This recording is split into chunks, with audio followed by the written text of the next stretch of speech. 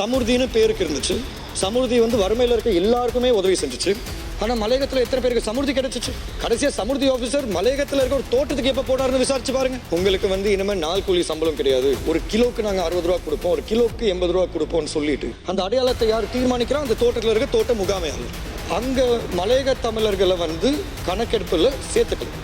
அதான் நடந்து. உங்களுக்கு இனிமேல் நாள் கூலி சம்பளம் கிடையாது, ஒரு கிலோக்கு நாங்க 60 ரூபா கொடுப்போம், ஒரு கிலோக்கு 80 ரூபா கொடுப்போம்னு சொல்லிட்டு அவங்களுக்கு கிடைக்க வேண்டிய இபிஎஃப் இடிஎஃப் கொடுக்க மாட்டீங்க. அவங்களுக்கு கிடைக்க வேண்டிய சர்வீஸ் கிராட்டுவிட்டியும் ஒழுங்கான முறையில் போய் சேர மாட்டீங்க. அதே தோட்ட முகாமையாளர் தான் ஒரு கிலோ டீ 60 ரூபாய்க்கு வாங்குறாரு தோட்ட தொழிலாளர்கிட்ட இருந்து, ரெவென்யூ மேனேஜர் கிட்ட இருந்து.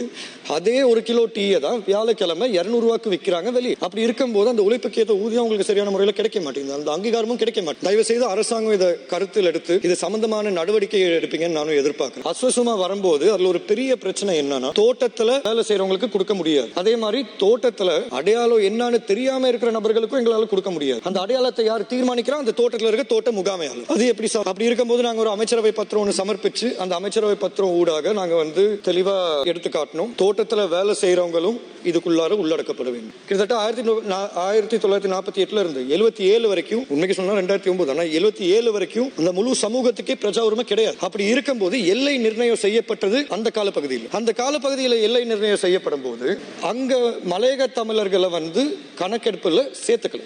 அதான் நடந்தது. அதனால இன்னைக்கு வந்திருக்க பாதிப்பு என்னன்னா, நீங்க இன்னைக்கு இலங்கை நாட்டில் ஏதோ ஒரு பகுதிக்கு போய் பாருங்க, மலையக பெருந்தோட்ட பகுதி இல்லாம, மலையக பகுதி இல்லாம ஏதாச்சும் ஒரு பகுதிக்கு போய் பார்த்தீங்க, கிட்டத்தட்ட 250 பேர் 500 பேருக்கு ஒரு கிராம சேவக பிரிவு இருக்கு. ஆனா மலையகத்துல மட்டும் நீங்க சும்மா கர்க்கஸ்வால்ட் பாருங்க, 8000 பேருக்கு ஒரு கிராம சேவக பிரிவு. அதுக்கு முக்கியமான காரணம், எல்லை நிர்ணயம் செய்யும் போது மலையக தமிழர்கள் உள்ளடக்கப்படும். அதுக்கு நம்ம கட்டாயம் திருத்தி அமைச்சாதான் அரசாங்கத்தோட சேவைகள் முழுமையா மக்கள் கிட்ட போய் சேரும். அது யார் அரசாங்கத்துல இருந்தாலும் சரி. அது இல்லாம நீங்க நினைக்கிற மாற்றத்தை கொண்டு வர்றது ரொம்ப கஷ்டம்.